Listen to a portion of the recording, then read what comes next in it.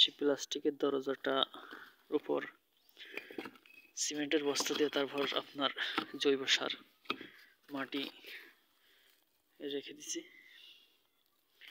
এখনো বীজ বপন করা হয়নি, নতুন করে 2-1 দিনের ভিতর এটা রোপণ করে দেব।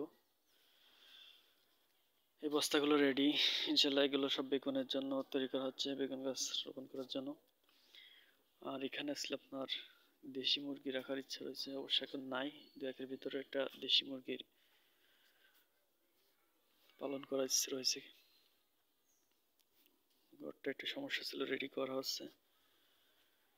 এগুলো আসলে আপনার ড্রাগন ফল, মানে ড্রাগন গাছ। বাজারে যে সমস্ত ফলগুলো দেখেন যে 2 থেকে 300 টাকা 400 টাকা কেজি, এই গাছগুলো রাখার চেষ্টা করুন। তেমন কোনো পরিচর্যা না করলে চলে, এবং এর মাথা কেটে দিলে এরকম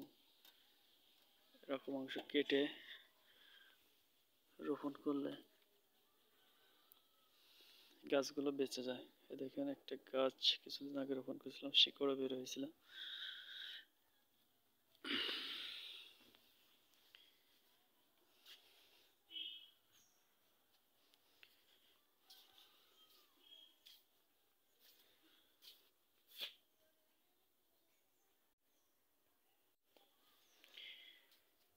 তো আজ এই পর্যন্ত, দেখা হচ্ছে নতুন কোনো ভিডিও নিয়ে আপনাদের মাঝে।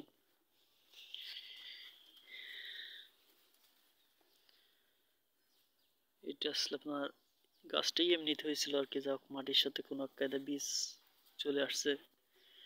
অনেক সময় দেখেন না, বাজার থেকে কিনে আনা কিছু করলা পেকে যায়, বীজগুলো ফেলে দেওয়া হয়। তো নিচে থেকে অবশ্য পাতা পচা সার নিয়েছি, সেই সঙ্গে অনেক সময় বীজ চলে আসছিল। তো হঠাৎ দেখি গাছ হয়েছে, সেই গাছটা একটু যত্ন করে ছোট আকারে একটা মাচা তৈরি করে দিছি। তো দেখেন সেখান থেকে আবারই করলা শুরু করছে, কত সুন্দর